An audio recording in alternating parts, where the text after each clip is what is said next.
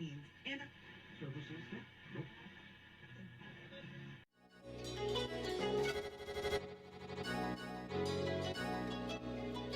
let's go. He wants to jump 1,000 cars. Sir, you have 1,000 cars. I don't think I'd attempt to try this stunt. Or we owe this horsepower to Uncle Sam. Too many cars. Car. Roses would be. Like I put my beer belly on it. If you can't immediately tell somebody how many cars you have, You'll really give those uppity yuppies something to think about. Stay on the bar. Don't go off the bar with your Bronco. 1980 Volvo horns, what's right? I want to have a man's coolant. and he's like, "Oh, I thought it'd be small. It's for a small car." And I'm like, "Yeah, but it's still an automatic transmission. They're never going to be light." It's definitely going to have to crash. Starting off with Brad buying another car. That's the West. Internet. Is this a Nigerian oil print? I also wish you drove a tan Camry. Anyways, Anyway, that's a horrible, very horrible podcast content. very Talking about a picture. inside joke. It loves to be driven hard.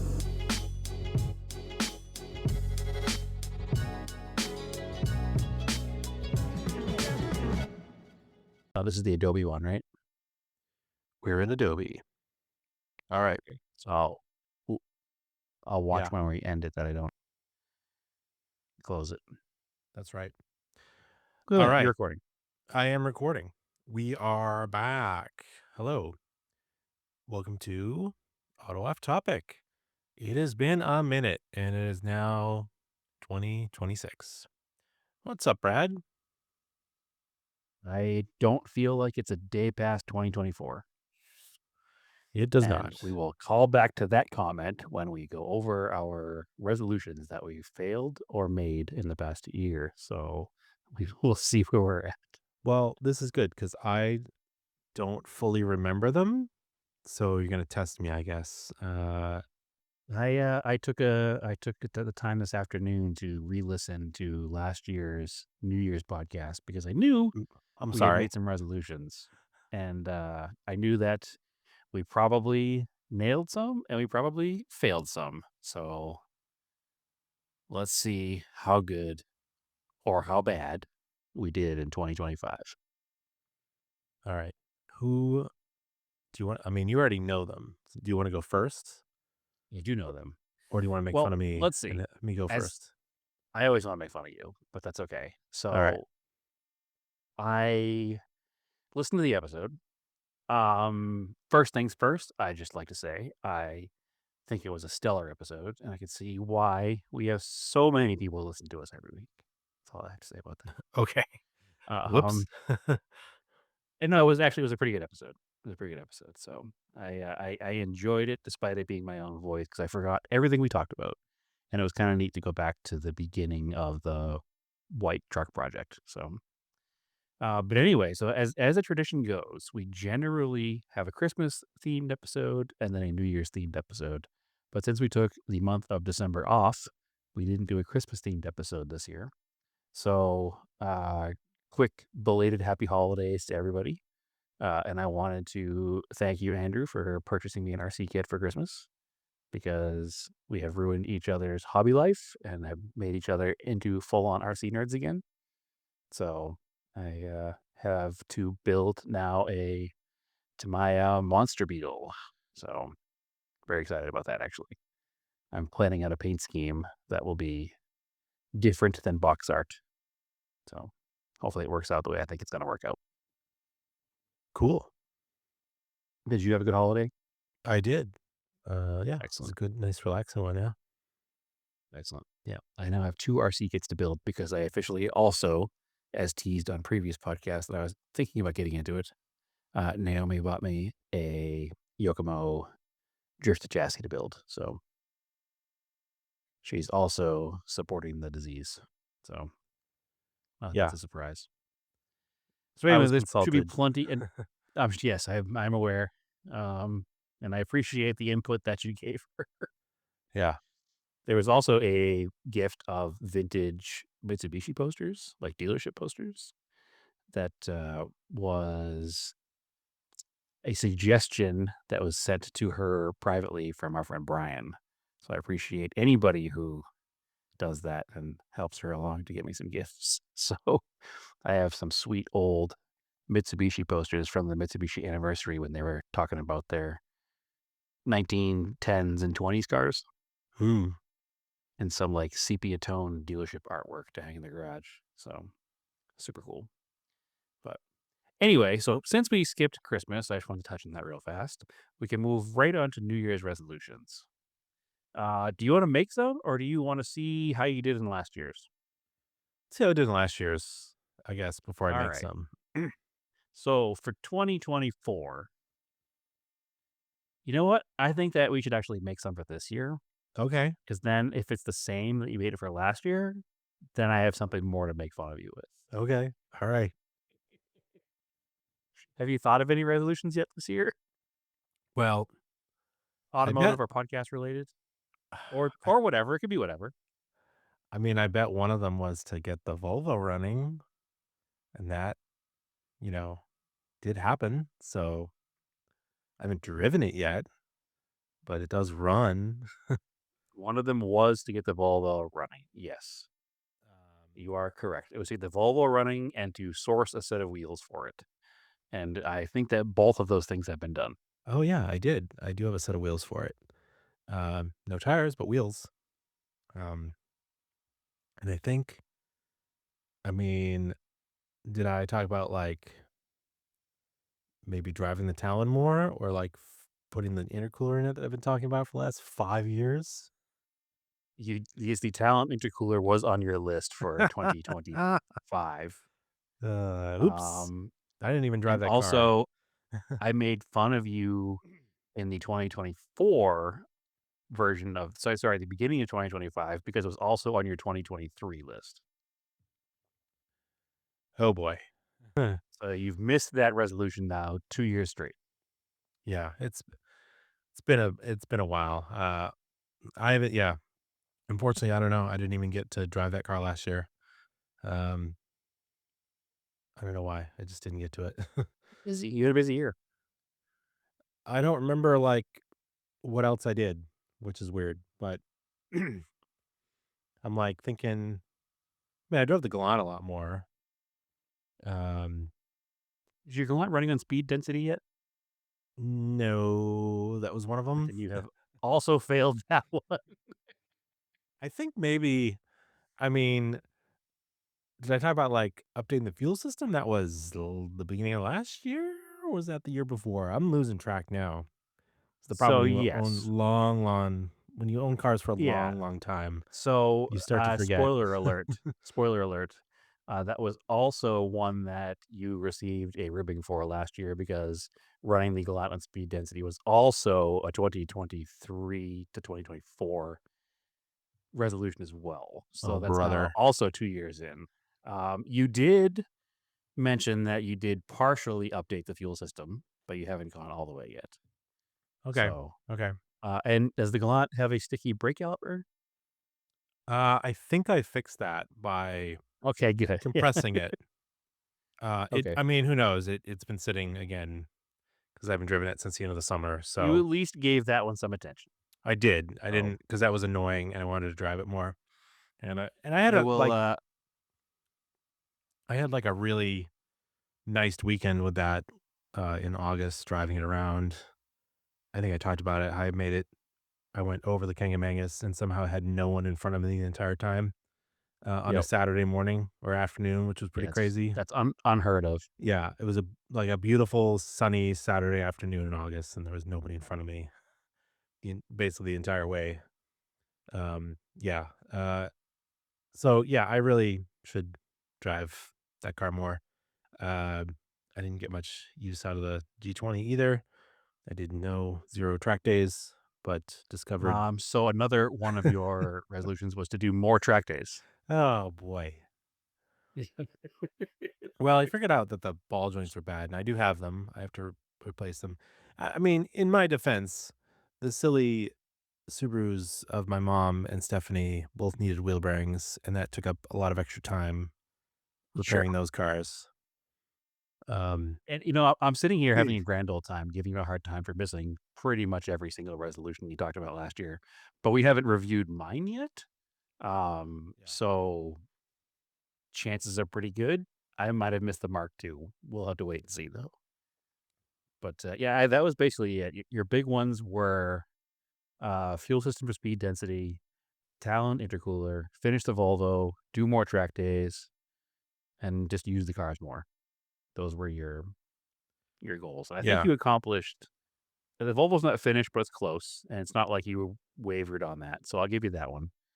You did get the wheels to the Volvo. I'll give you that one.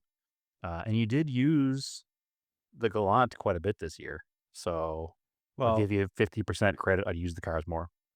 yeah, and I'll tell you this. So, like, I do have once a month on Tuesdays. There's the Marblehead Cruise In that I try to drive one of the cars to, and now doing RC drifting. The drift track's pretty close to the house, but that's a good excuse to take a car out on a Wednesday night. So, Sure. especially once it's Sure. once the I road mean, and salt you is have gone. a very legitimate excuse of having a school age child that takes a lot of your time as well. So I Well, will certainly the- let that be Yeah, part of and the it. issue with the Talon is I don't have a back seat, so you can't really ride in it. So everything else has back seats, and it's fine. He can totally ride in the G20 and the Galant, and he does. Which actually we probably have to talk to Stephanie about. Probably needs a booster seat now because the seat that's we've been using is like one of the travel seats, but it's like a harness. That convertible ones. Yeah. Yeah, and the rest of his seats are now boosters, so which just makes it even easier because then it's just the belt. And Yep. so Yeah, that's super easy. But nonetheless, that's a valid reason for not driving the Talon as much and not using the cars as much as you want to because you have family stuff to deal with. So I don't say deal with. Deal with sounds harsh. You have family stuff to do. no, and Marco also really likes the Montero, so I end up using that a lot because he just likes Sure. the truck. So Which at this point is also a 27-year-old car. It's a vintage vehicle. So yeah, it Let was it a go. vintage vehicle 5 years ago. no, I'm not disagreeing. I'm just saying it's not like you're just driving the Volkswagen everywhere. You are still using a vehicle with a bit of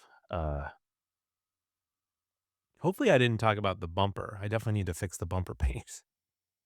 you did not talk about it, but All you're right. more than welcome to after this year. So next year I can give you a hard time for it. Yeah, that is the thing I need to fix, the bumper paint on that. That failed. Just poor prep on my Okay. part. Yeah, I need to get on my. We got distracted working on the Volvo, and then we spent a ton of time fixing the Subarus. So I haven't. My dad and I have not gotten to my mom's Beetle. Need to get to that and fix it, and now it won't even start. I feel like that's the which is most annoying. important. I feel like that's the most important one because that's not for you. Your mom loves that car, so we could have her be able to use it. Yeah. So We have all the brake stuff to do, full disc brake conversion, which would be nice because the drum brakes are terrible. But the problem is we went to move it like a little bit ago, and now it won't even start. So we have to figure that out. I'm sure it's not a big deal. But it's funny though because I did the Webers on the Volvo. Now my dad's like, "Well, if the fuel injection is bad, we're just putting Webers on it." I'm like, okay, fair. It seems like the extreme version for that vehicle. I don't think it needs that. I think you can do My guess is it will be. Yeah, my guess is it'll be something fairly simple, and you'll be able to fix it and be able to use it like normal because that seems like a car that, especially if you're going to use it to like go up to New Hampshire and stuff, you'd probably rather have it have fuel injection. Yeah. A lot of people don't Or keep small them, I lot. guess, because there's no parts made for them anymore. So we'll see. We'll see what happens to it. We'll figure out why it won't start. Yeah, I also feel like that's kind of like the old way of thinking on those cars. And now that we live in a world of like technology and 3D printing and parts sourcing from other vehicles, I feel like there's a way to keep those old fuel injected Beetles Maybe. still fuel injected.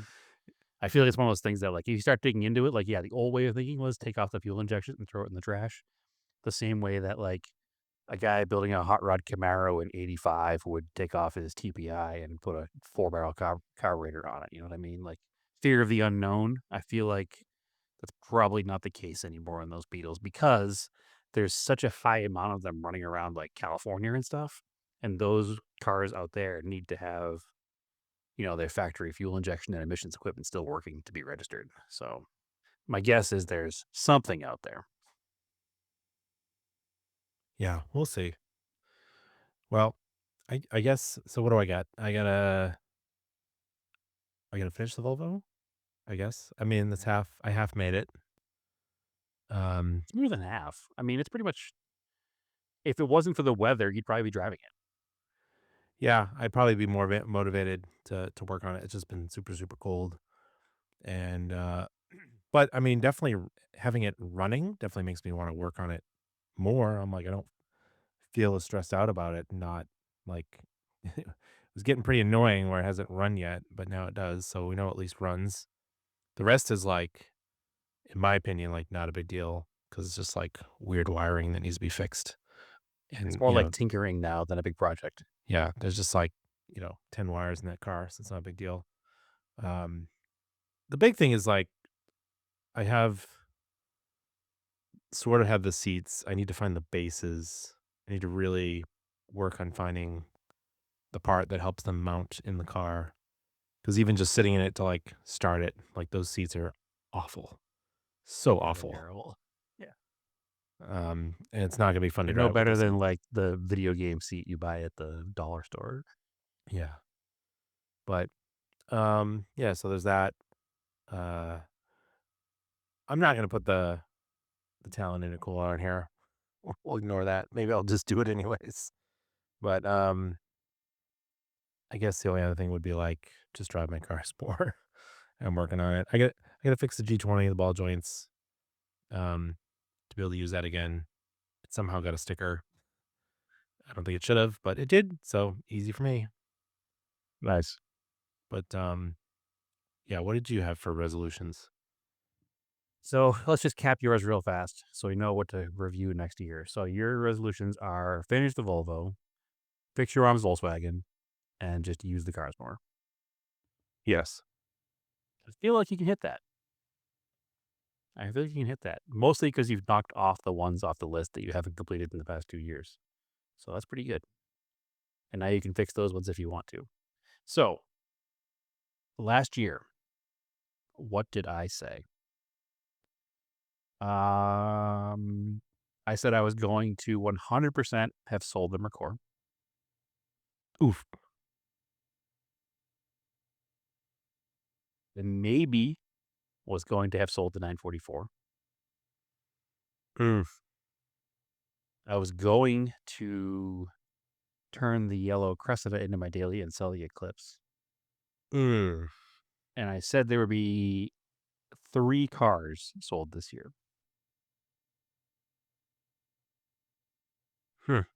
So it is a 100% failure rate on the car stuff because the Mercor is still here. The 944 is still here. And the Eclipse is still here. And the Cressida still does not run. You will also be happy to know, Andrew, that on the end of 23 into 24 episode, Yeah. I also said I was going to fix and sell the Eclipse, sell the Mercor, possibly sell the 944 and the yellow Cressida. So, it's not out of the ordinary for one of us to go more than 2 years missing everything we told ourselves we would do at the beginning of the year. So that's where we're at. Okay.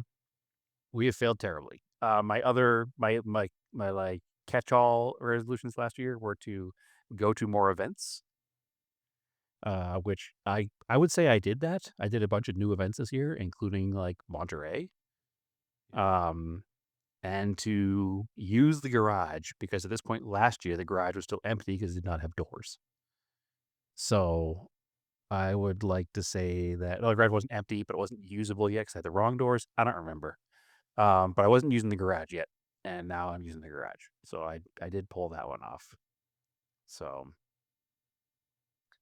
that's about where we are. So I failed miserably. You didn't fail as badly as I failed, but It's gone down. The year has passed, and all 3 of those cars are here, and I didn't sell a single car. In fact, I added a car, which was not in the cards.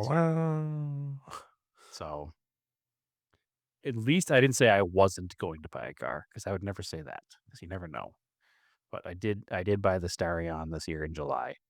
So there was a car purchase this year, which is not out of the ordinary. There almost always is a car purchase at some point during the year. So anyway, so yeah, I missed everything last year too. So we're not going to. I can make fun of you all I want, but glass houses, right? Mm-hmm. So nothing we can do about it now. Only move forward another year. So this year's resolutions, I'm thinking Yep. a little less grandeur, maybe. I am going to sell some cars this year. I have to.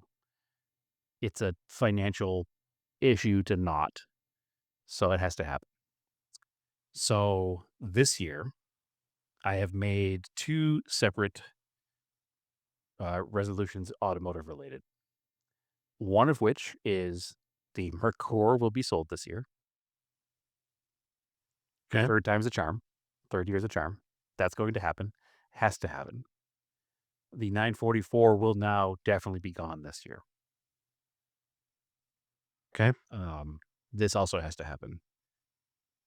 The Mercor has been broken for this entire year. Yeah. I only recently started using it again. And we'll get into project car updates later, but I have the final part came in last night. So fingers crossed that should be all done before this weekend, and I can aggressively put it on the market.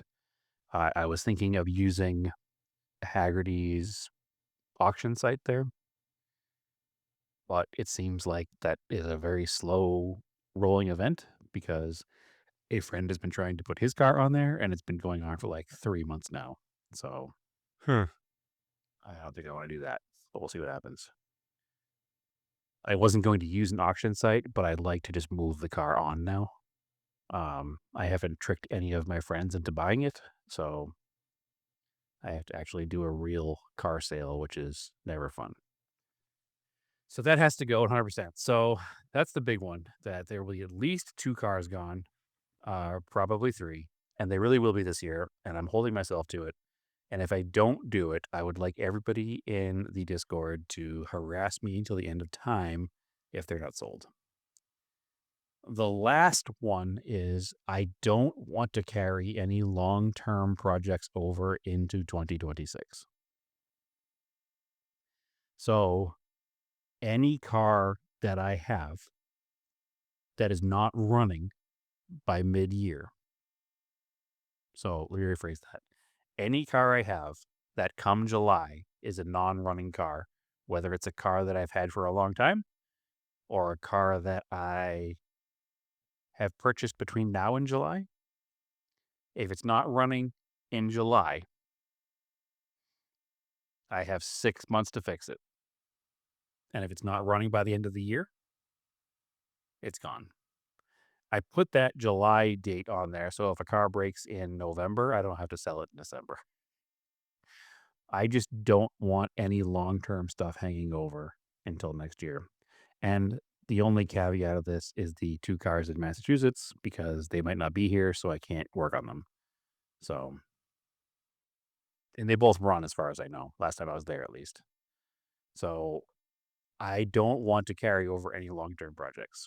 If it's not working, it needs to go. So as of right now, that's the 1981 Cressida, the 1980 Corolla, the 84 Starion.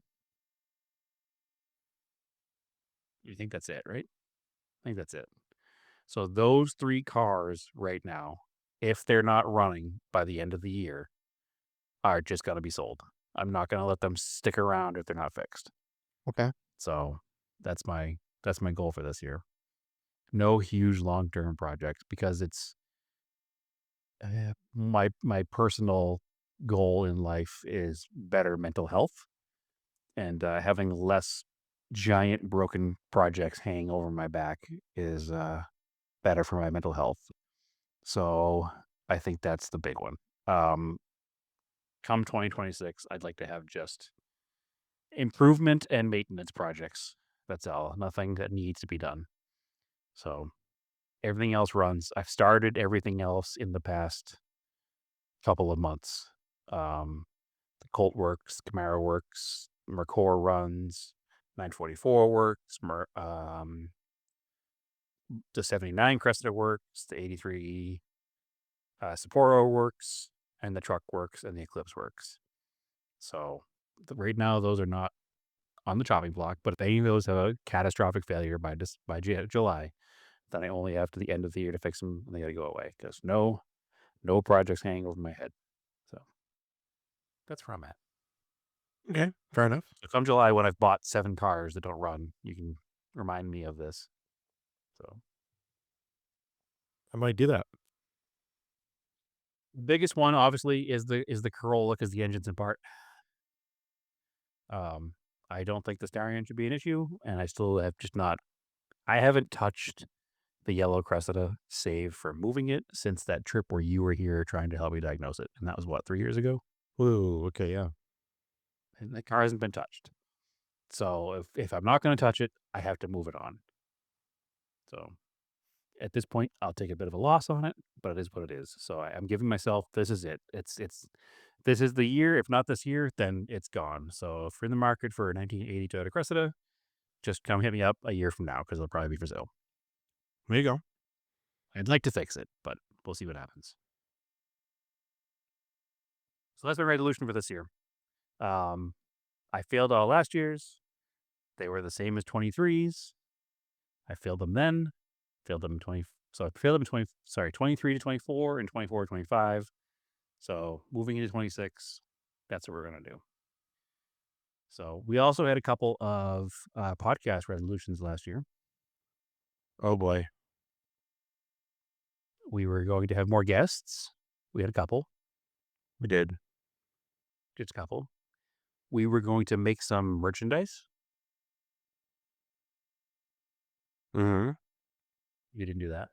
No, we didn't. I did mention last year that I had a giant box full of hats to sell. And I didn't sell any of those. I also talked about how I'm bad at shipping and how I owed a box of stuff that I said I was going to send to Santiago.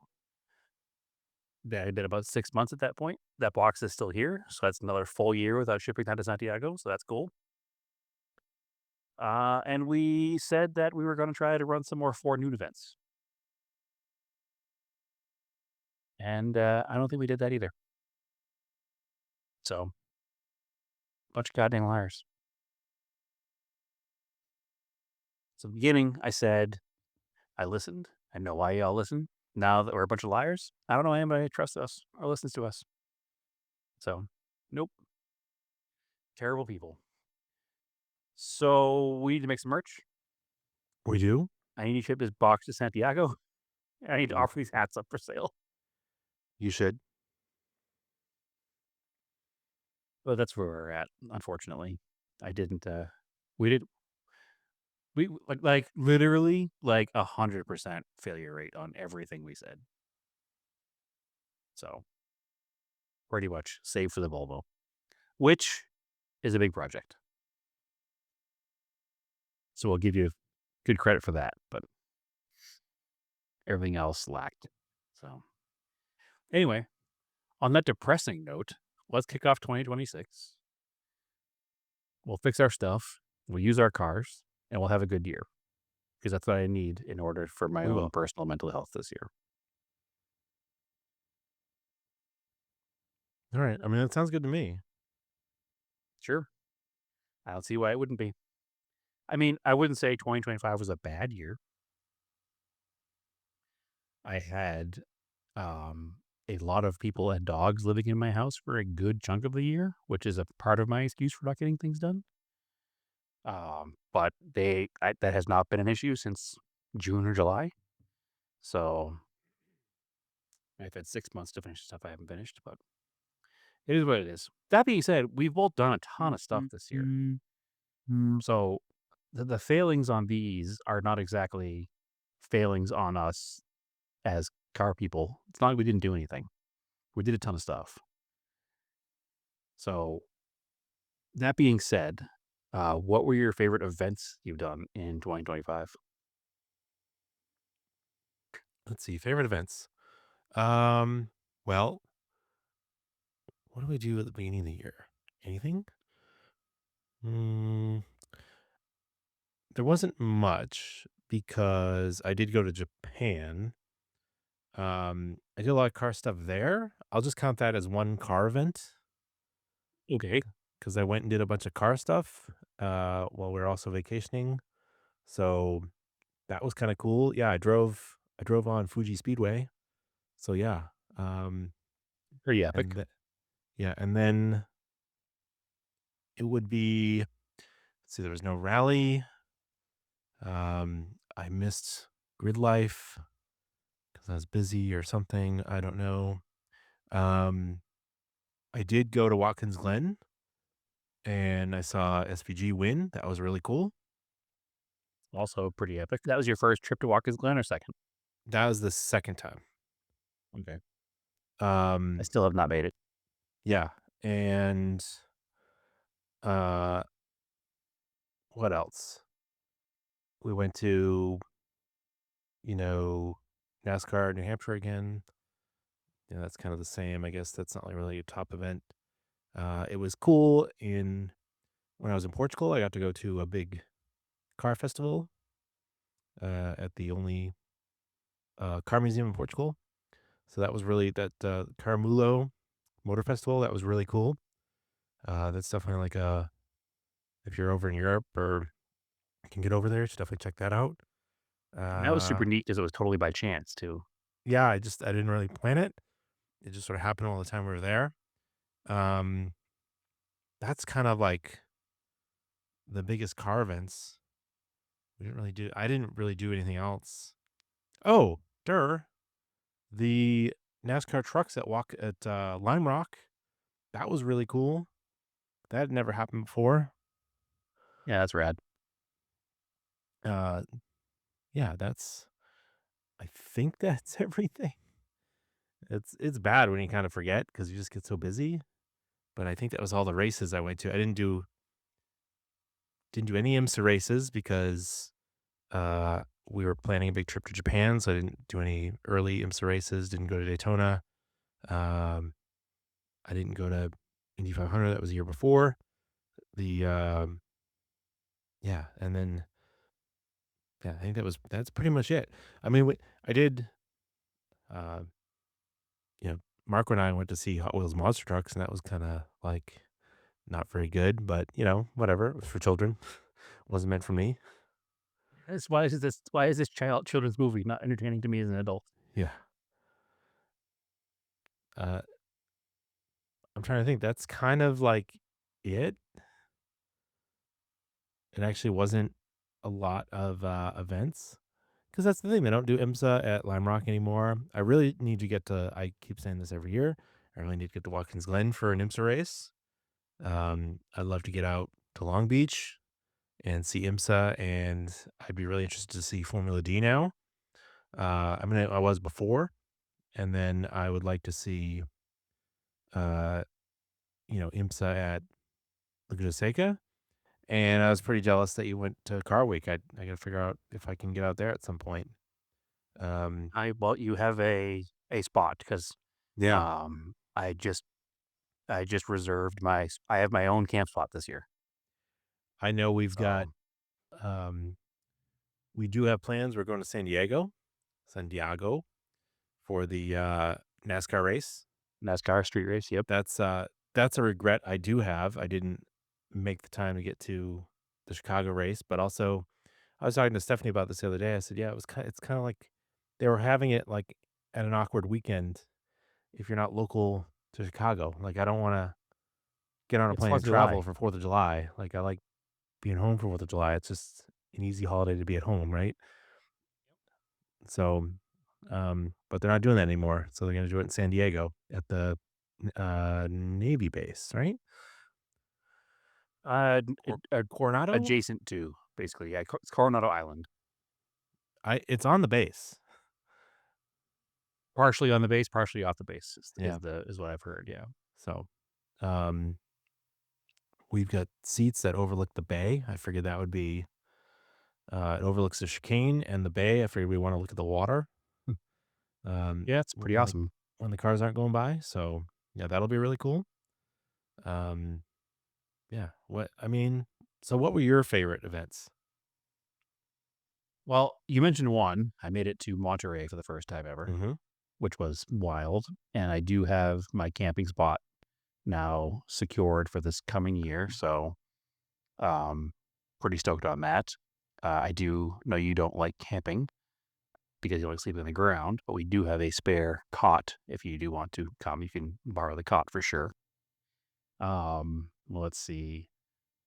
One of the craziest things I did this year, event wise, was I rode as a passenger in the heavy sweep vehicle for the Prescott Rally, and that was super rad.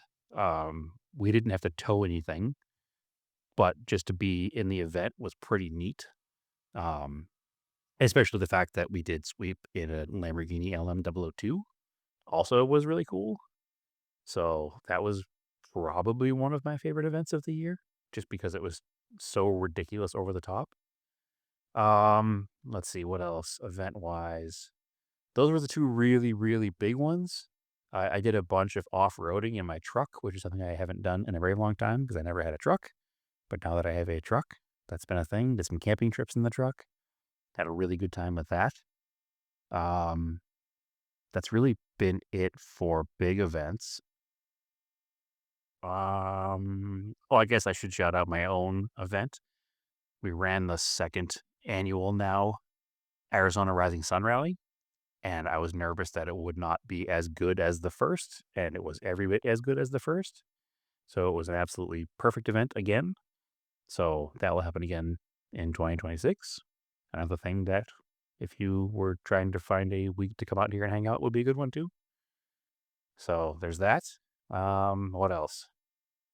I think that's mainly it. I'm doing a quick little scroll through here in my pictures to see what other events I did, but nothing else really stands out as a crazy, crazy event. There were a bunch of car shows, a bunch of cool stuff. Nothing nothing as big as Monterey or doing the rally or just some of the off-road trips that were good this year. So it was interesting because last year we talked about the fact that it was the first year neither one of us had been to a Radwood at all, and continued that trend in 25. Never went to a Radwood. So I was going to go to the LA event, but they changed the weekend. It used to be in November, and they ran it this year in October, and it wound up being the same weekend as the Arizona Rising Sun Rally. So obviously, I was not going to plan an entire event and then skip my own event to go to a different event. So I did not go to Radwood in LA again this year. So that's been 2 years since I've been to a Radwood event. I have not been to one since August of 23 when they had it here in Phoenix. So still kind of wild about that. But yeah, I just continuing to do all the events I can as far as like little cars and coffees and little car events and trying to get together with local friends and do small little drives. And we've had a couple of coffee run nights and try to keep that going. And I think it's going to continue to be more small things like that with a big event now and again peppered in, which is probably the best way to do it. I don't have many big events planned for this year, save for the NASCAR street race in California, Monterey again, and my rally. So that's pretty good number of things, I think. So yeah, those are my big events. So anything else to round out the year with, Andrew? No, I think that's pretty much it.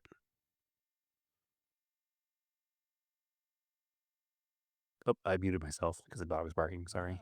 How many downloads this year, Andrew? Do you have that stat this year? I do have stats. Let's see.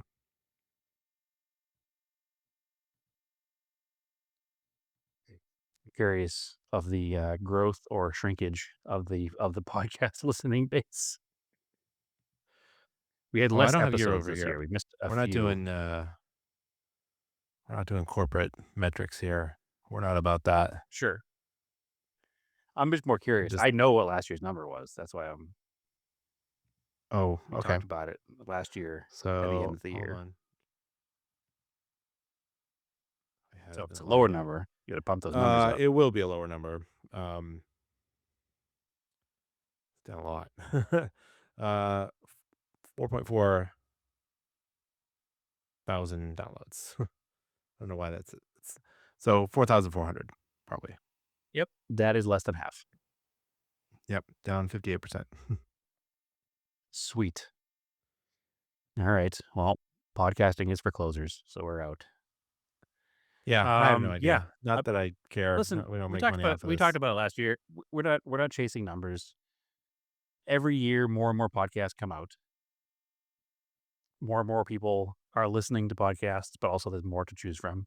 And as we talked about last year, our podcast is a niche within a niche, right? We talk about classic cars, but we also talk about obscure classic cars.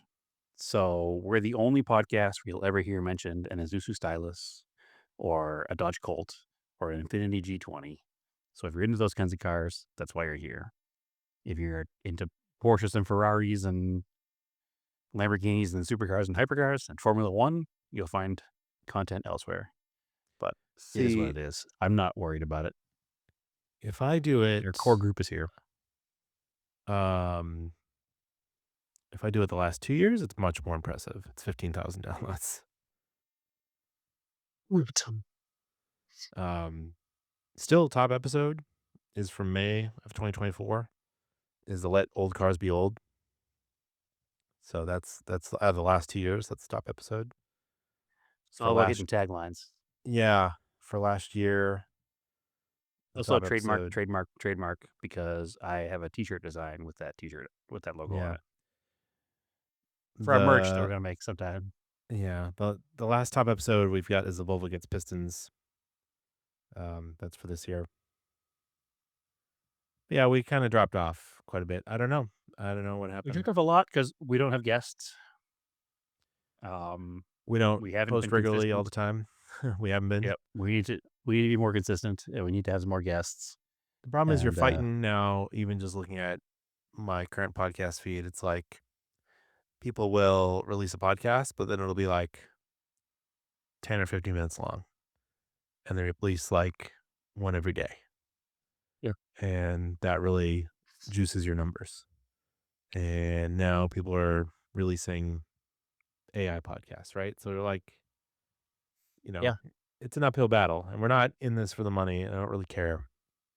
Well, So last if you're- year we started the year by complaining about celebrity podcasts. So I'd rather have celebrity podcasts than AI podcasts. That is another So- problem. You've got just celebrities getting into it and corporations getting into it.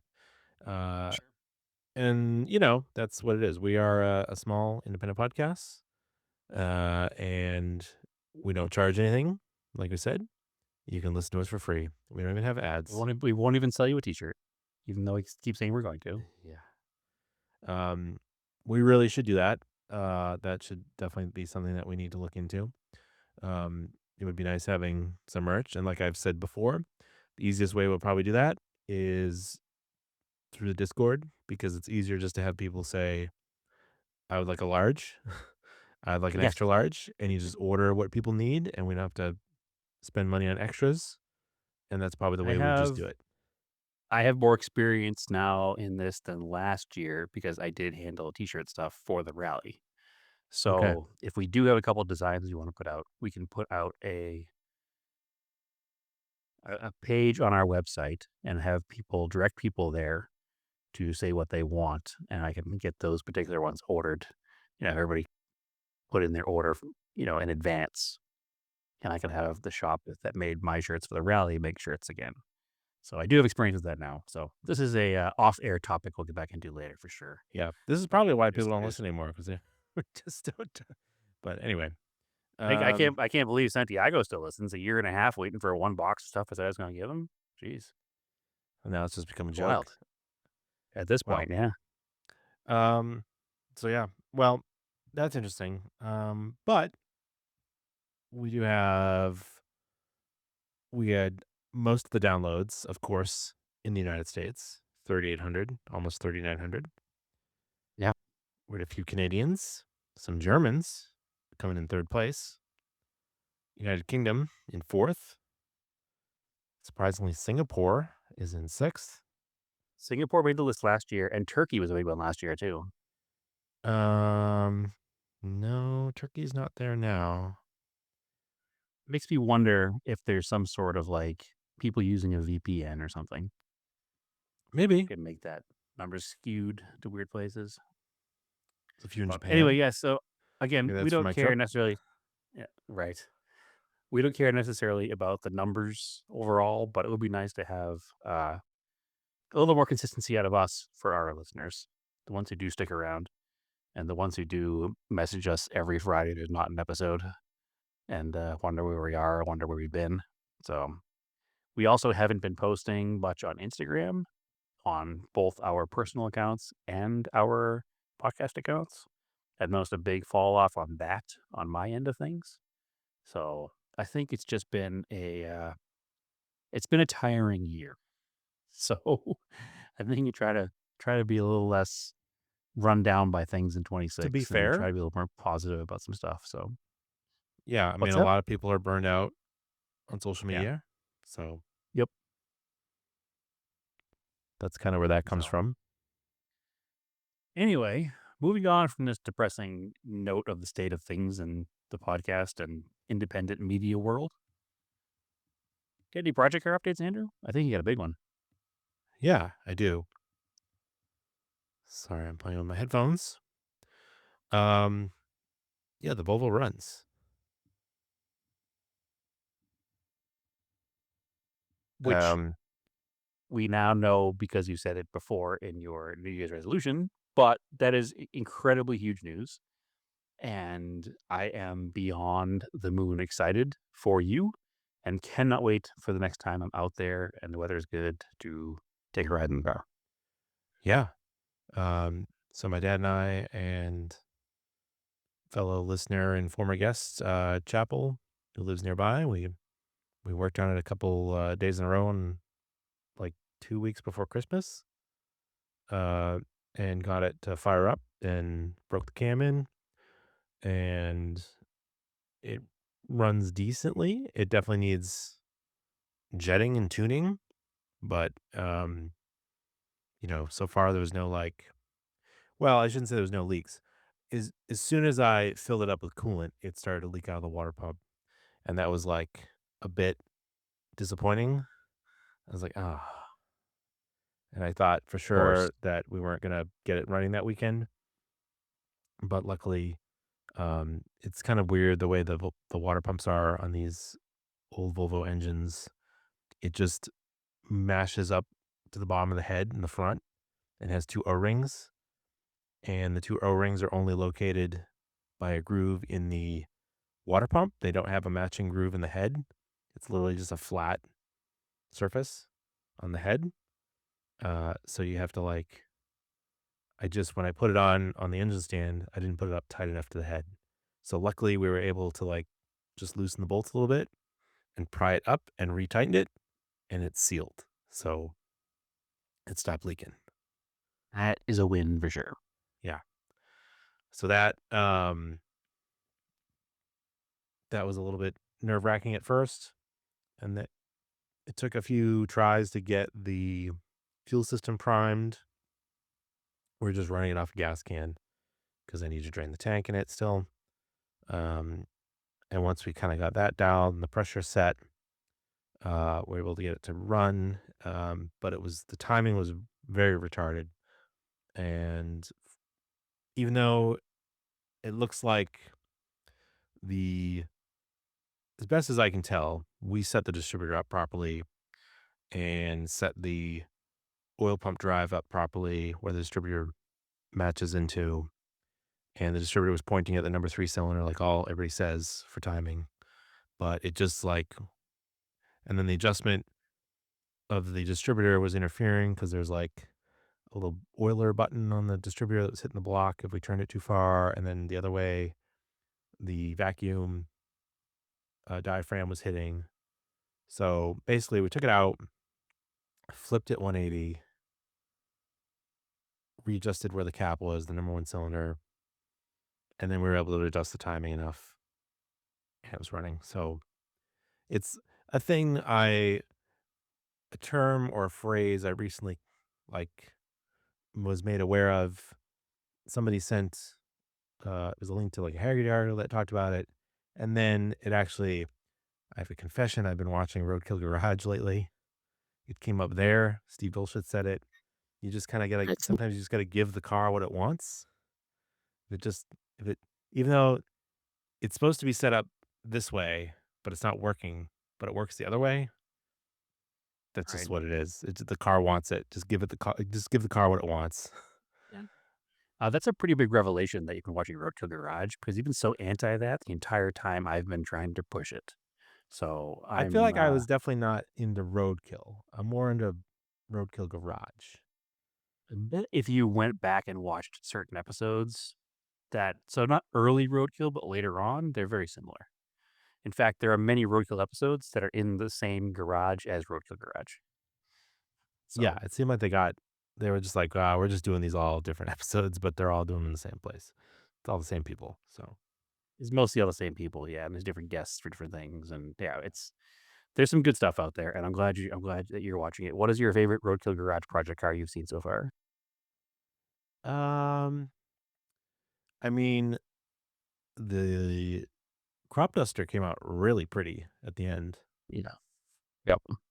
and I liked not to get out. Well, yeah, we'll get off topic here. I like the Belvedere. Was it Belvedere Roadrunner clone?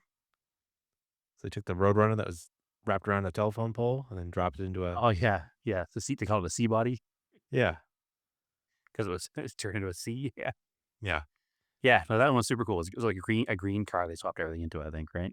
yeah. It was a good way to. I mean, otherwise that Roadrunner was trashed. Like, there's no Sure. saving it. Yep. So putting it into that other car and just making a clone with it was perfect. There was an episode of Roadkill where they purchased that wrapped around a pole. Yeah, they talked about Roadrunner. it. Yeah, and got it running and drove it laps around a racetrack with it. It was very entertaining.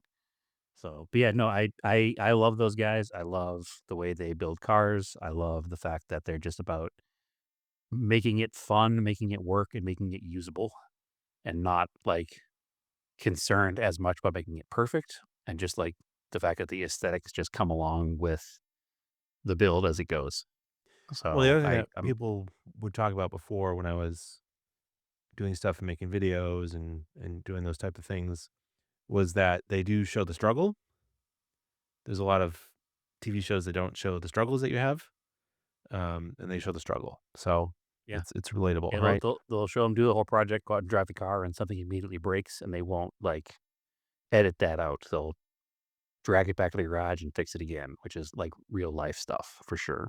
Or it'll So just be like, yeah, this isn't working right now. We're just gonna cut and we're gonna figure it out. And when we come back, we'll explain to you what we did. Yep. And it's like, I feel that. There was yeah, times when we 100%. were trying to make videos and work on stuff, and it'd just be like, can we just cut the cameras right now so we can just like figure out what's going on here?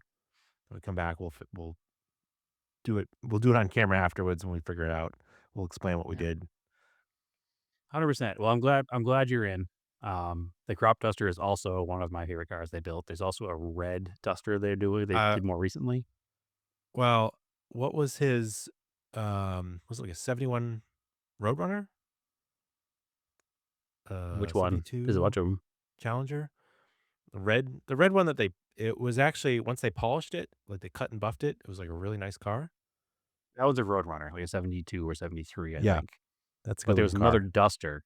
There's another duster they did. I don't know if you caught that far yet. It's in the later episodes. They bought it with a barely running slant six and drove it from where they bought it to back to Dulcige's farm and swapped in a 383 or a 380. I don't remember, probably a 383. And it's still ratty, but it's super cool. They just actually listed it for sale, but unfortunately, it's well out of my budget. So All the muscle I won't be trucks are buying cool. it. Yep. But Yeah, they're all cool. The Dodge truck, the Chevy truck, they're all super rad. They just, again, I've always liked it. There's no secret there. We've always disagreed with that. So well, I'm glad to hear you're at least watching some of the content that I'll I promoted in the past. I'll tell you this. It makes me feel a little better about the Volvo and the fact that I put a really nice engine in to a car that's like Yep. meh, like looks meh, 100%. right? Like they'd put some really nice engines into some cars that are like, eh, but Yeah. they really aren't that bad. They just like don't look great. But like they're And like, that's what's cool about it. I'm building a completely fresh motor for my radial Corolla. Like I'm fine with it. It's gonna have fresh motor and fresh suspension, and the rest of it just looks like a 50-year-old Corolla. So which is 45-year-old fine Corolla. because like they Yeah. said, like the cars look good from a certain distance, and then but you can actually drive them and use them because once you start It painting stuff it and gives making the it look car super super nice, personality. Yeah. you don't want to use it. So, but yeah, so yeah, we got it running. Um, it runs decent. It definitely just needs adjustments now. It needs to probably be, uh, another friend of ours, commented on my Instagram post about it. He's got a couple cars that have dual Webers. He said that they seem to like a little more timing at idle, so I'm gonna adjust the timing up a little bit from like 10 degrees to like 12. I've got sitting next to me on my desk here, I have new jets for it and new chokes. Because it's not like a race engine, it just has nice carburetors on it. It's basically just a stock engine. So I think Sure. the chokes that come in there, which are basically the Venturis, sort of, it's basically your Webers are funny because they call these things chokes, because they really just like choke down the barrel that's inside. Restrictor plate racing. Basically, um, but what comes in the ones that are in, I think what's in there right now, I have these all written. They're either 30 or 31 millimeter. So these are DCOE 40s. So the total barrel diameter could be up to 40, which would be crazy huge if you had a full race engine. You'd want a ton of air at high RPM. So you'd put the full bore in there. But for a street car, you don't want that. You actually want to choke it down. And I'm actually going to go to like 28s because two things: you'll get less air and more velocity for the air. So hopefully they'll make better vacuum and better torque for driving around town. So, and then I have some jets to hopefully help adjust with that. So unfortunately, this stuff is expensive to get into the country now, but it is what it is. It's interesting because they have like online calculators and they've kind of been updated over the last year. I was like kind of keeping track. I had like screenshots of what I did like earlier in the year and then recently, and they like updated the calculator to compensate for alcohol and fuel. So like I kind of looked at what the suggested one was. I looked at what I had, what came in the carburetors, and then I looked at what the original setup sheets for Volvo B20 were and sort of picked some jets, kind of guesstimated based on those things, kind of, erring on the more conservative side of performance because the engine is not like, doesn't have a ported head, doesn't have oversized valves or anything, don't have an aggressive Sure. cam. It's the original cam. You just want to make sure it's not too lean or too rich. It's the original style cam. Yeah, and the O2 sensor, the wideband O2, will help. That actually works really great. That, once we had the car running, uh, that was not inexpensive. Maybe I talked about that unit being like about $300, but it connects perfectly to your phone via Bluetooth, and the refresh rate seemed really fast, and it seemed very accurate, and it was right on your phone showing it. So you could do like I think it data logs. I need to double check, but you could also just do a screen recording while you're running it if you really want to go back and look on your phone. So though that is a really cool thing. I really recommend that for like carb cars that you want to do tuning on. It's And $300 is a lot less than building a new motor. it's Performance Electronics wideband. So I would definitely look into one of those. that's definitely something you can add to your Corolla build before you're ready to Yeah, get it I going. intend on it. It was easy to put, you just weld it into the header, and yeah, you give it 12 volts with ignition on, and it just automatically turns on and sends out the Bluetooth signal, and it connected so fast. It was great. So that'll be a help for tuning.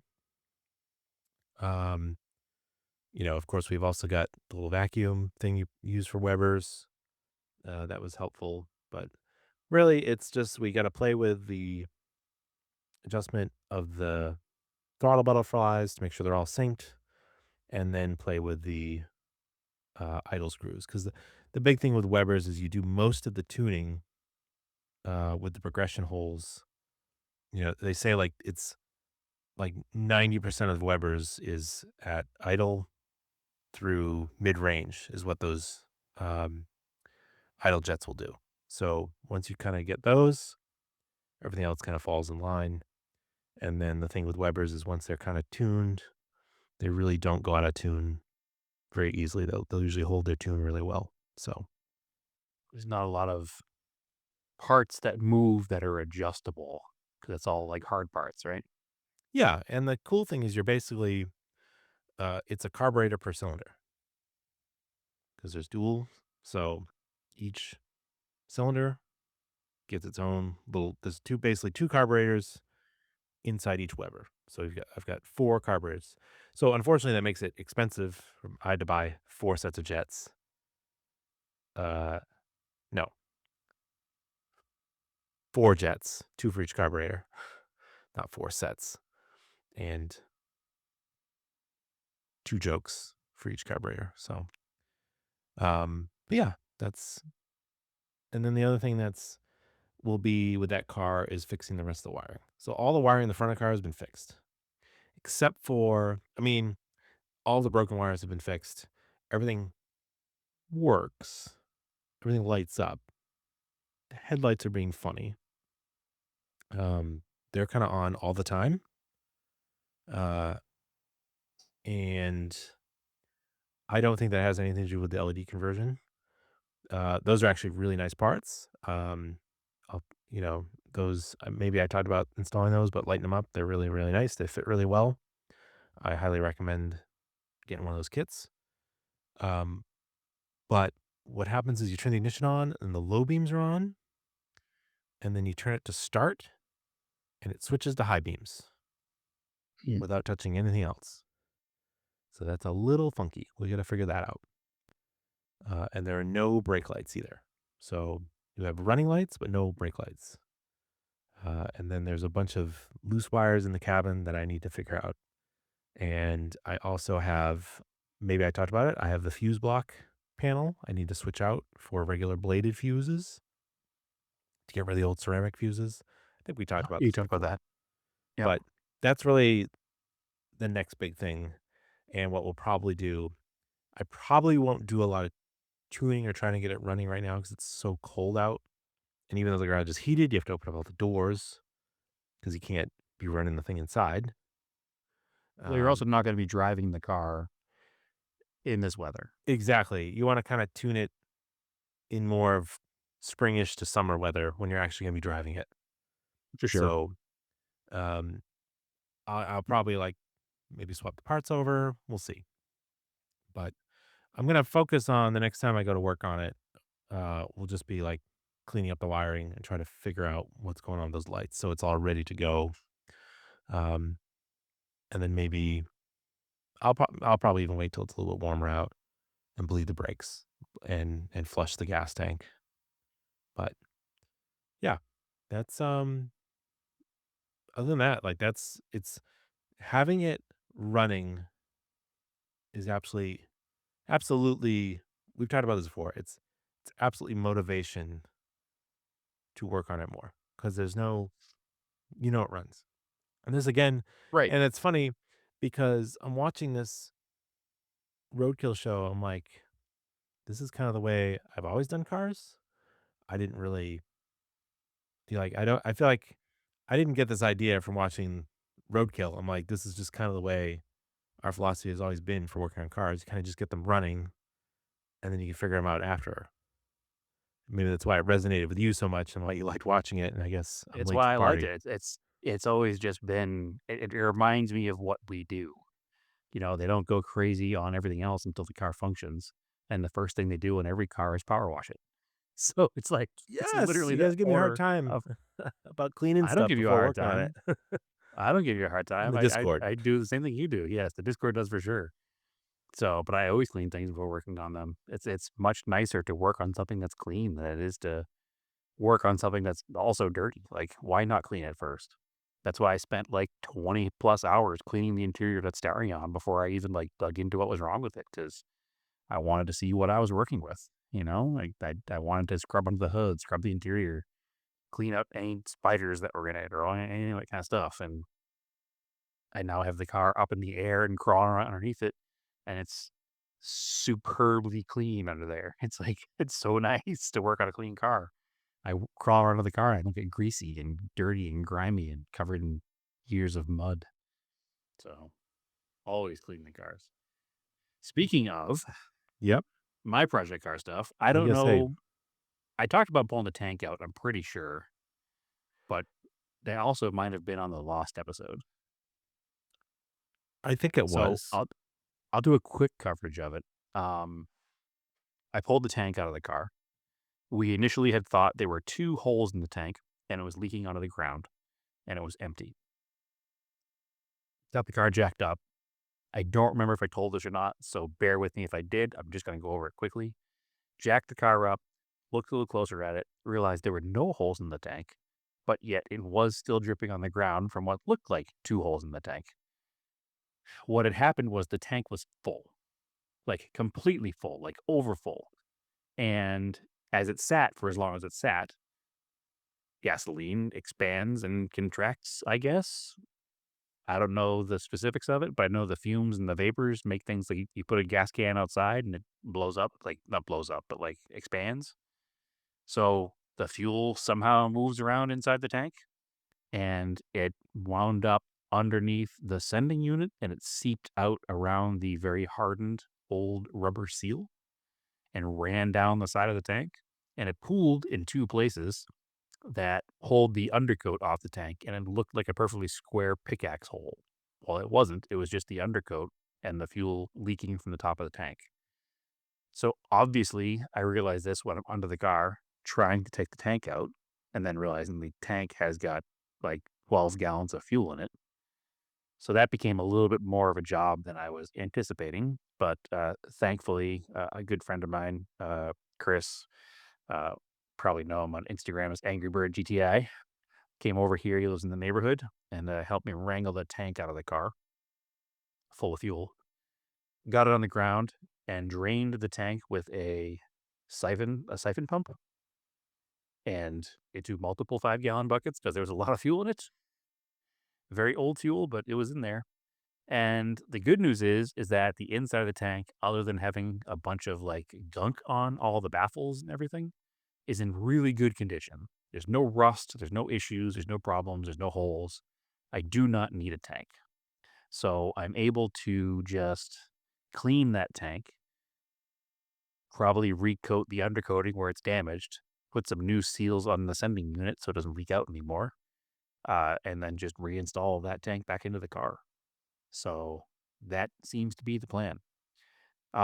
Before I do that, I'm going to upgrade a couple of things in the fuel system because I've been doing a bunch of research and there is a company now that sells a ECU for the Starion that's basically a plug-and-play unit that allows you to tune the fuel in the engine based on parameters that are tuned through, I forget the name of the software, but it's one of the more regularly used tuning softwares. Because the ECU in the Starion only controls fuel, doesn't control anything else. So you're able to modify it pretty simply with this little kit. But I do want to put a nicer fuel pump in than just a factory pump. And it looks like there's a company that makes a drop-in hanger for the tank. And I can put like a Bosch 040 is the pump to use now, it looks like. that will flow enough for what I want to do and make the car future proof, so I don't ever have to pull the tank out again. Is the hope. So that's going to be the big upgrade on that one. But that's where it stands right now. It's still up on jack stands. Tank is still out of it. I need to finish cleaning the tank. The holidays came, and then stuff got moved around because we host Thanksgiving and Christmas Eve here. So stuff was kind of pushed around in different places. Now getting back into everything now that we're all cleaned up from all the holidays and can get back into working on stuff pretty heavily. So theoretically, that car should run not too long from now. And then obviously once I have it running, I will look into making modifications to the car because I have big plans for that car. So we can do a whole episode just on that car alone, I think, based on all the parts that are available now. But that first step is going to be that ECU. And that same company that makes that ECU also does a distributorless ignition for the car that uses coil packs. So that once you have the distributorless ignition, it runs on a like Hall effect style sensor on the crank. So it kind of also makes that tunable with that same software. So basically it takes this old 2.6 and makes it a modern running engine, sort of. So that's hopefully the plan. Make it deadpan reliable and more power. So that's coming up next in that car. Other project car updates. The Mercor has a door handle that was broken for a while. I also took apart the speedometer cable to find out what the situation was with why I had no speedometer or odometer. It worked for most of the time I had the car. It broke about a year ago, and I have not driven the car much because I don't want to put a bunch of miles on without the odometer because it is not a total mileage TMU car, not total mileage unknown. I'd like to keep it as an accurate mileage car. So, a couple of things. It's an 89, and 89 Mercor XR4TIs with the 5-speed are supposed to have a box in the firewall that has a little 8-inch cable that runs from that box to the speedometer, and the other cable runs from the other side of that box down to the transmission, and inside that box is the speed sensor for the cruise control. My car's never had functioning cruise control. I've never looked into it to find out why, because I never really cared that much. But in doing digging and taking this car apart, which, by the way, taking apart a 1989 Mercor, interior pieces are basically made out of very thin glass. Almost impossible. Thankfully, I got everything apart without breaking anything. Putting it back together, though, I am nervous. So we'll see what happens. But the cable in my car does not have that speed sensor box, and it is one cable that is 108.5 inches long that goes from the back of the speedometer directly into the gearbox with nothing in between. So it's like, what happened here? Digging into it a little bit more, it looks like the car might have been converted at some point from an automatic car to a manual car, which not a big deal. It's done well enough that I never noticed till now, but it just means it will never have functioning cruise control. So, I couldn't find a cable locally. The way this cable is set up, it has the standard like spring-like speedometer cable inside the rubber sheath, and then it has an end that clips into the back of the cluster and an end that plugs into the transmission with square ends on either end. Didn't find the correct one. I eventually did find the correct one, and the only car part that matches this that I've been able to find is Ford Sierra RS500, which is the hot rod version of the Sierra of the Mercor XR4TI, available only in Europe and like a 6-figure car nowadays. So I was a little bit lost as to why that was the right part, but then also my car has RS500 headlights, and it has an RS500 hood vents that I have brand new in a box. So at some point, somebody bought RS500 parts for it, and maybe when they did the transmission conversion, maybe that's what the part came out of. Who knows? But I was able to find thanks to Patrick in our Discord, helped me, I think it was Patrick, helped me find a universal part that will fit inside the original sheath that I have. And then one end has a square end on it, and the other end has a little adapter you put on that you crimp into place, and it turns it into a square end on the other end, and you cut it to length. So I can cut the thing to be 108.5 inches, fit inside the factory rubber sheath, and work as intended. So I have the whole car apart. I just got that part late last night. It came here delivered at 8 p.m. So oddly enough. So hopefully by this weekend, I'll have that car all back together. And as far as I know, that's the final step before I put the car up for sale. So if you're looking for a 1989 Mercor that has 88,000 miles on it, and at one point was an automatic, I think, but is now a manual and done well enough that it works just fine. That car after this should be fully sorted. It won't need anything. I mean, other than cruise control, it won't need anything, and it'll be for sale. So hit me up on that one. So that's that project. The Corolla hasn't gone anywhere. The engine's still sitting here in my garage. I have not brought it to the machine shop yet. Again, holidays, that whole thing, work, machine shop's only open during work hours. It's just been a whole thing. I need to get that down there. Hopefully this week I can go into work early one day so I can get out a little earlier and maybe take a ride to the machine shop. So that's the plan for that one. And let's see. Oh, the other thing I've been working on is the the Dodge Ram Power Ram 50, or the Mitsubishi Mighty Max 4x4. If you are a regular listener, you'll remember that our friend in Nebraska found a fender local to me that had the factory stripe package on it. Also a straight bumper, also a straight valance panel, and hit me with the address of where it was. I went over there immediately and purchased everything. I think I told the story on the podcast about that when Naomi and I made a whole weekend out of it. Finally, this weekend, I hung that fender on the car. And I can't even believe how perfectly the stripes match up. So there must have been some kind of template when they put these stripes on, because it's my understanding that these stripes were not factory installed, but port installed package or dealer installed package.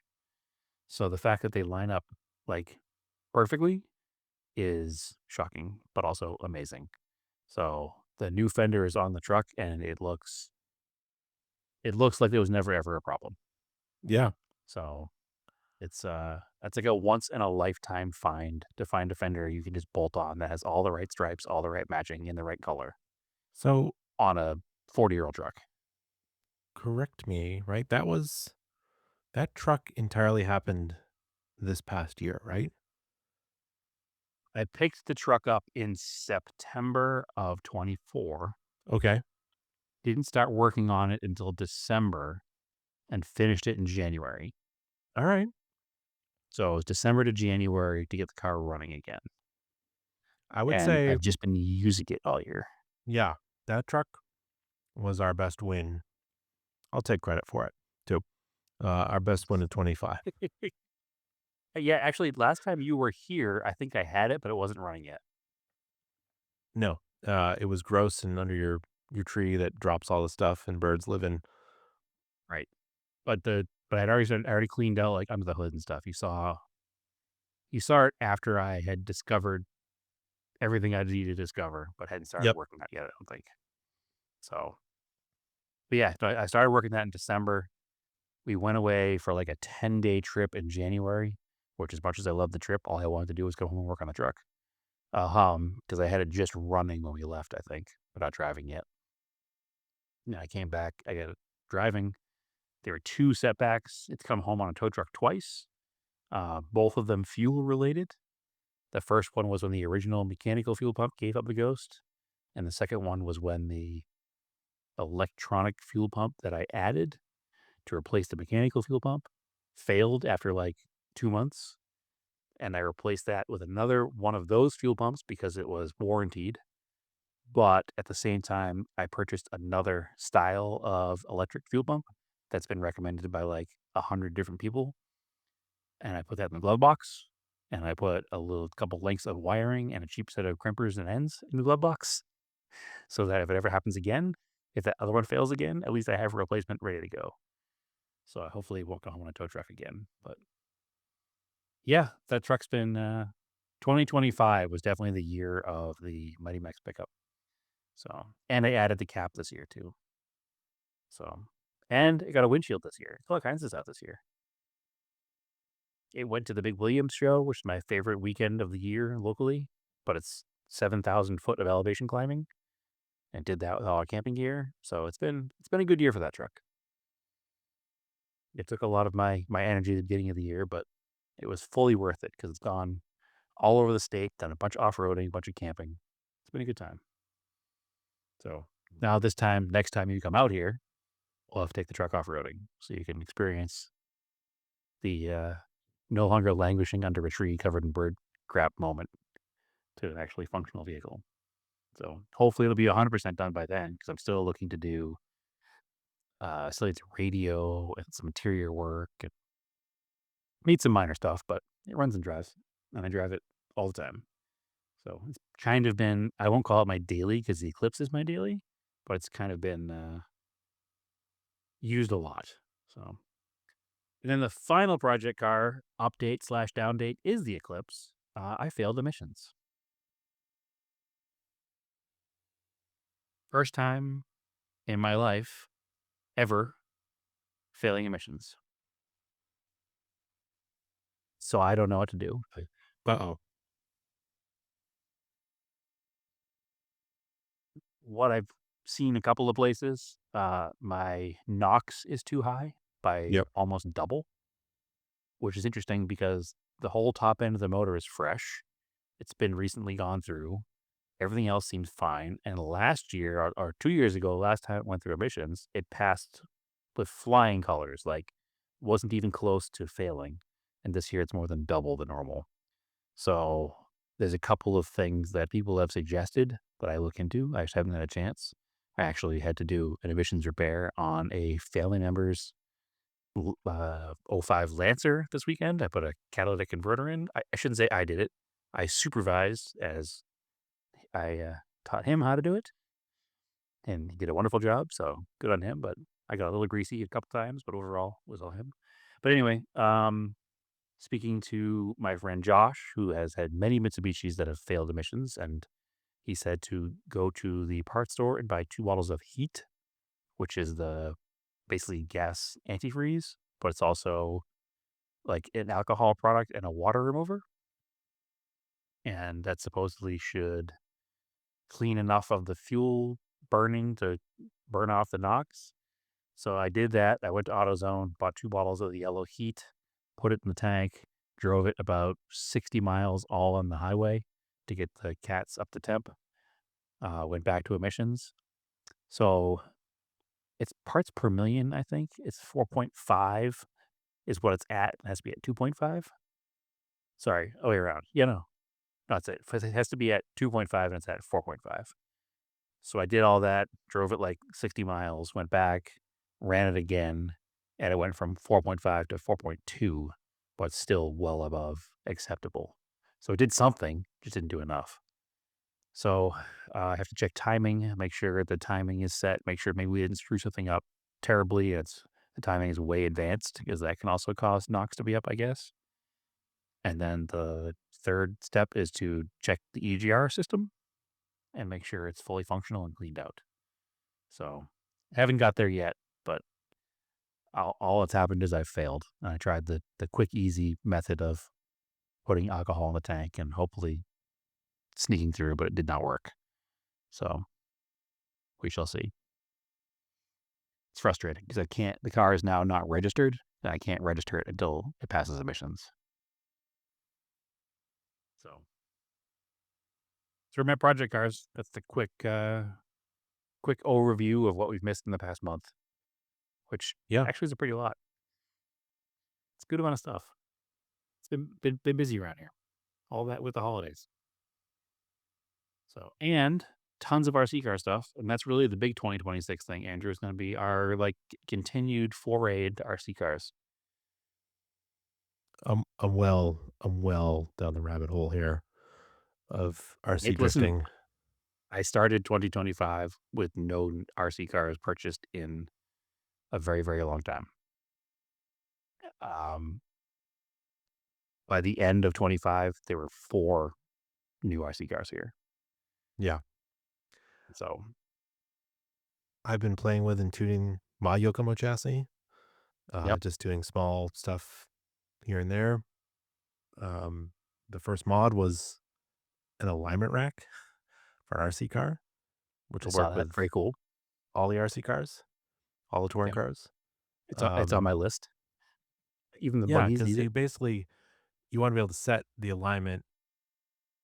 A lot of people do it by eyeball and by feel, but I'm like, I kind of want to know what the numbers are, so I know it's even. And then I started actually writing notes down on it and how it drives in an attempt to try to make it drive better. I'm trying to do my plan with this Yokomo chassis. They're basically all plastic. And I don't want to change any parts that come on it stock. I want to see how far I can go with it and how well I can drive it as an out of the box RD20. So that's my Most goal. people say that that's entirely possible with that car, and the only thing people wind up playing with is the electronics and shock absorbers. Yep. I'll use the shocks until they blow out. Yeah. And basically just start leaking. And I have decent electronics in it. So, yeah, I'm curious to see how far I can push it and if I can get good enough driving to maybe do a competition with it. So, I mean, that's the goal, right? yeah, With anything is to get good at it, enjoy it. As long as you're enjoying it, who cares? I think, I was like, I don't know about competing, but I mean, like I could probably try to compete because it's not like this isn't like a physical thing so much. Like I don't have to run really fast or be in super good shape. That's a It's more just skill than dollars thing. Like you have to actually know what you're doing. yeah, Whereas like the RC racing was always a dollars game. Like, oh, this guy's yeah, got 2 grand wrapped up in motors and batteries, so obviously he's going to win every time. yeah. And people have some ridiculous chassis, but it's more about how well you can drive them. And it would be That's what I'm pretty saying. You can. fun to push this stock car as far as I can, just to say I did it. Um, I'm kind of looking at it. I'm like, it's not worth it in my mind. The way I'm looking at it now, I'm like, the amount of money mods cost or hop up parts. I'm like, it's not worth. I'll just keep driving it the way it is, and if I want a better chassis, Yokomo sells a next version up that comes with all the aluminum parts. All those parts And already. Yeah. it's a better deal than buying them all piecemeal. Like Yep. just The run the entry expensive level. stuff. Yeah, The expensive stuff really is electronics anyway. So yeah. I'm like, yeah, which I could just transfer and just hang the Yep. chassis on the on the wall when I'm done. Build a show body for it and put it on the shelf. Yeah, exactly. But for fun stuff, I did buy. I've always wanted an M chassis car. It's the Ne- short wheelbase Tamiya. Yep. I've never had one, and there's a new chassis out. It's called the MB01. Came out a couple years ago. It doesn't get a lot of love. A lot of people are upset with it because the way it's set up, it's very modular. You can change the wheelbase on it. You can change the drive from like front wheel drive, rear wheel drive, and like mid engine and like rear kind of engine or rear motor. Um, and it uses the same like front suspension arms as a TT02. So what they're the arms that can steer, but it also uses them on the rear. So Okay. I guess it makes it seems like it has a lot of slop, I guess. But I'm building it right now. It doesn't feel like it has that much slop. I think people are maybe overblowing it Well, I think people are and comparing it to like a Yokomo race chassis or a TRF Tamiya race chassis. Like Yeah, I don't know. it's a hobby grade. It's a hobby grade, but it's not a professional grade. It doesn't even come with oil shocks. It's got friction Right. shocks. So the long story short here is that I bought a conversion kit for it from Matrix Racing Club to make it into a drift car. this is Which is this is cool. not the way you want to start drifting. Do not buy a drift conversion and then try to convert a Tamiya chassis because it's way more expensive. This is totally a passion Tamiya nerd project. Sure. The way to do it is what I did, which is buy the Yokomo chassis, and that's why I advised Naomi to get that one for you for Christmas because that's like the way to go. That's the entry level one. It's definitely the There's cheapest one- way to get into it Yeah, without buying a ready to run car. and the Yokomo chassis comes, even though, like I said, it's all plastic. Everything is adjustable on it. It has Yeah, it turnbuckles comes with adjustable everywhere. turnbuckles. Yeah, you can do a lot with it. It doesn't, even though it's entry level, it doesn't feel cheap. So, but anyway, this Tamiya, I'm like halfway built the chassis.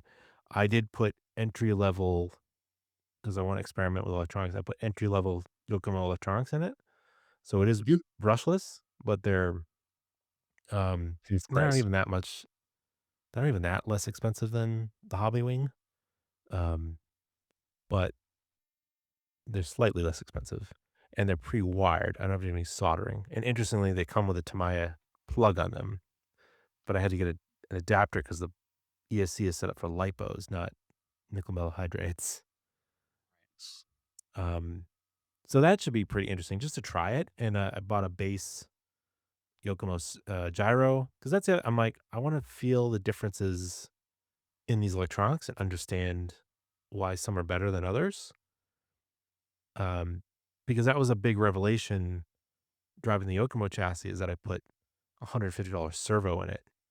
And it was like, oh, I get it. Like it's quiet and it's faster than a $20 cheap basher servo. So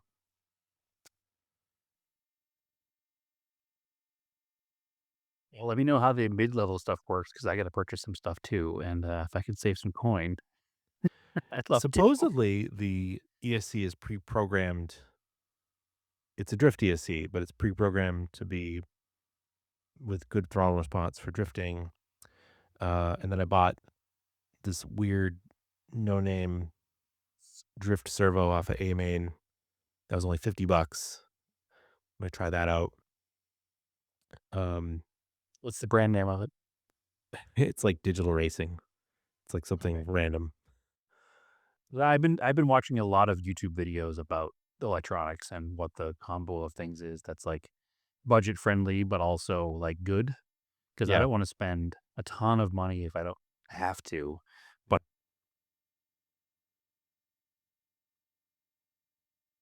apparently the space bar mutes this. Yeah. I the screen went down. I hit space bar to pull it back up and I muted myself. I don't want to spend a ton of money on stuff I don't need, but I don't want to spend not enough money on stuff that's not good enough either. So I think that's my whole conundrum is I'm much like anything in life, I'm overthinking the purchase process and like looking at all these different things. And there's a few pretty detailed YouTube tutorials on like building these cars and going through them. And, if you want to get into it, I'd recommend you watch some of Shredcraft's videos. Yeah. Because he's very dry, which is good. He's not like one of those in your face, like, hey guys. He's very like about the stuff. He just tells you about what's good and what's not good. And he's been one of the guys I've been watching and a couple others too, but he's the one whose name I can remember that's been pretty consistent with good advice, it seems. So he has a Yokomo RD 2.0 that he's building to a budget level. And been watching a couple of different videos where he's I purchased this part and it wasn't good enough, so I switched to this part. It's like that's exactly what I want to see. Like somebody like him who knows what he's talking about, purchasing cheaper stuff and saying what's good and what's not. That's sort of what I'm trying, and I actually am trying to do little videos of this because it's on the workbench. It's easier than doing it out at a car. Sure. I'm not trying to hustle to get a car fixed and also do a video, I can just leave it on the bench and walk away. So I'm trying to get myself into making more videos that way. That's another thing for 2025. And I'm trying to put these on the Scale Autocasts and stuff. But yeah, I've got that's the other thing. You can also buy used stuff. Like I'm tomorrow night when I go to the drift track, I got a guy, he's getting rid of a basically brand new Hobby Wing, the Drift ESC, for like $50 less than what it costs. BL He's 10 said or he used it whatever. like BL twice, and he BL just didn't want something. it or whatever.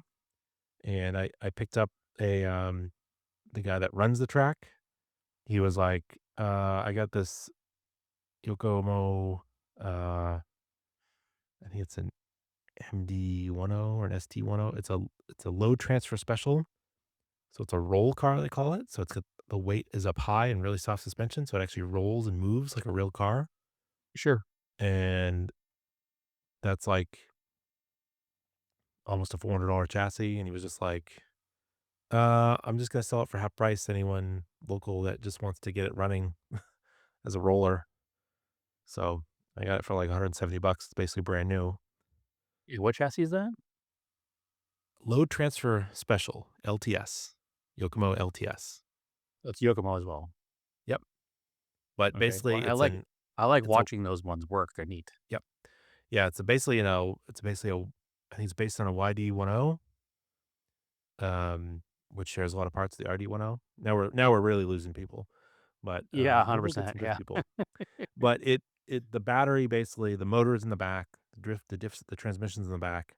It puts the battery up above the motor on the chassis for a ton of, and it has super soft long travel shocks. And so like the Japanese will call them roll cars because it literally pitches and rolls. Yeah, I've seen videos of those cars working and they're super neat looking. Yeah, and I was like, for that price, I'll just buy it and I'll do it slowly. I'll build it up. Like I found this local guy's got the ESC for cheap. I'll buy that. Next month, I'll buy a motor. I'll just put it together slowly. Sure. It was in good shape. So, the guy Pat was like, I just want to see somebody use it at the track. I was like, yeah. I got the 4-door Ken Mary body. It's Okay. the only problem with the vintage bodies, they're a little bit narrow, I guess. So it might be a little challenge to get it to fit with the right wheels. Yeah, I've noticed Offset wheels. some guys have like way too much track in the front and the wheels are like 100% outside the fenders. And I'm like, Yeah. nope, you lose me because it's not scale. Yeah. So I'm going to try to make it as scale as I can and throw that body on it. And it should look cool, like rolling and moving around. That's rad. So Yeah, it looks like the RC drift track here also does Wednesday night stuff. So I gotta head down there and check out some stuff and see what's available for sale, possibly for electronics down there. it's the type of hobby where guys are always buying and selling stuff. You can always pick up used stuff. Yep. And I also Cool. picked up a TT02 drift chassis from Tamiya.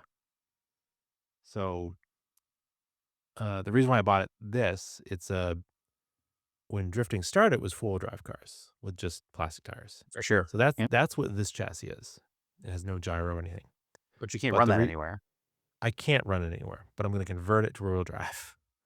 Oh, I okay. bought a Matrix Racing Club conversion kit for the TT02 because I've seen a lot of those videos of them running TT02s and they look really cool. And That I'm works just my a nerds. Tamiya nerd.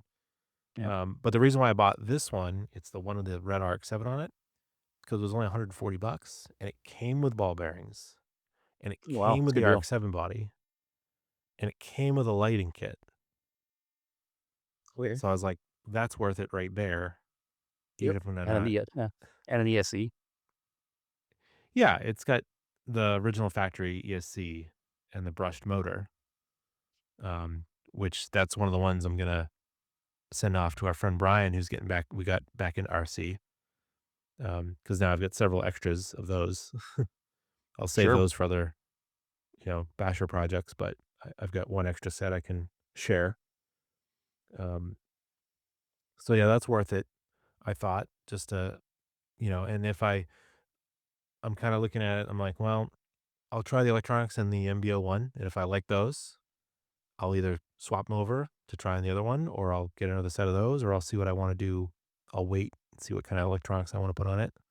I'll try And the some beauty is you different. don't have to have all of them fully built all the time. You can transfer stuff around Yeah, because you can only drive so many at once. yeah, exactly. And there's some interesting, you know, Furitech's getting into drift stuff. They have a drift ESC. They have a drift motor that's 380 size, but has the bolt pattern to fit in a 540 area. So that's kind of interesting. Like it's like lighter, but has the power of it. So it's like that's interesting to try. Like, you know, maybe it doesn't work, maybe it works well. Who knows? But I'm willing to experiment. So that's I don't know. I've definitely I don't know. This is like a really fun hobby. It's just you actually get to I have a place to use the cars. Um, you get kind of get feedback from driving them. You can tune them a little bit. Um, in the long run, it's definitely less expensive than real cars. Oh, I'm yeah, for not going to sure. stop. I'm not going to stop playing with real cars, but I don't really need to build any more race cars. You know, eventually on the long term horizon, yeah, I'd love to do a track day car, a real one. But in the meantime, I can just do I'm basic about track to days with the ruin G20. this What's that? teaser comment here. I'm about to ruin my financial future by owning a race car. So, Okay. Yeah. yes, that's, Yeah. Exactly.